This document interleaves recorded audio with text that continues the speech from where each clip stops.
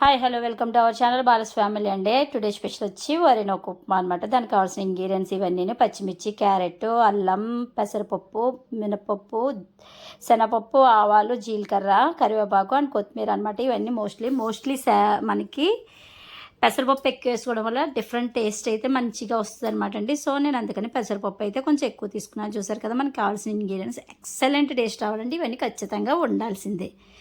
ఇప్పుడు దీని తర్వాత మనం చేయాల్సిందల్లా ఏంటంటే ప్రాసెస్ చక్కగా మనం ఒక బాండి పెట్టేసుకుందామండి. బాండి పెట్టుకొని ఒక పావు కేజీ అంటే పావు కేజీ 250 గ్రామ్స్ వచ్చేసి 250 గ్రామ్స్ అదండి పావు కేజీ నూక అయితే వేయించేసుకోవాలి. ఇలాగా అంటే నేను 2 గ్లాసెస్ ఆఫ్ నూక అయితే వేయించుకుని పక్కన పెట్టుకున్నాను. గ్లాస్కి వచ్చి 1.5 వాటర్ పడుతుంది అనమాట అండి. సో అది పక్కన పెట్టుకుని అదే బాండి పెట్టుకుని కొంచెం దలసరపాటి పెట్టుకున్నాను అండి. పెసరపప్పు వేసుకున్నాను. తర్వాత అది కొంచెం వేగాక మిగతా పెట్టుకున్న పోపు దినుసులు అన్నీ వేయించేసి ఇవన్నీ గోల్డెన్ బ్రౌన్ కలర్ వచ్చేంత వరకు వేయించేసుకున్నానండి. ఇవి ఎలా వేగుతుండగా మనకి గ్లాస్కి వచ్చేసి మనకి 1.5 గ్లాస్ అయితే వాటర్ పడుతుందని చెప్తున్నాను కదండి. ఇగోండి ఇవన్నీ ఆల్మోస్ట్ ఫ్రై అయిపోయినాయి అనమాట అండి.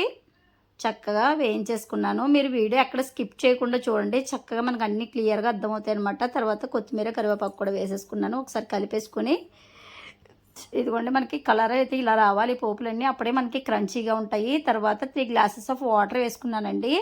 గ్లాస్కి వచ్చి నూకకి 1.5 గ్లాస్ వాటర్ అయితే వేసుకున్నాను. తర్వాత ఇలా మనకి వాటర్ బాయిల్ అవుతుండగా కొంచెం ఆయిల్ వేసుకుంటే ఉప్మా అనేది మనకి పొడి పొడిలాడుతూ వస్తుంది అనమాట అండి. చక్కగా నేను వేయించుకున్న నూక ఏదైతే ఉందో అది తలంబ్రాల మాదిరి నేను చక్కగా వాటర్లో ల్యాండ్ చేశానండి.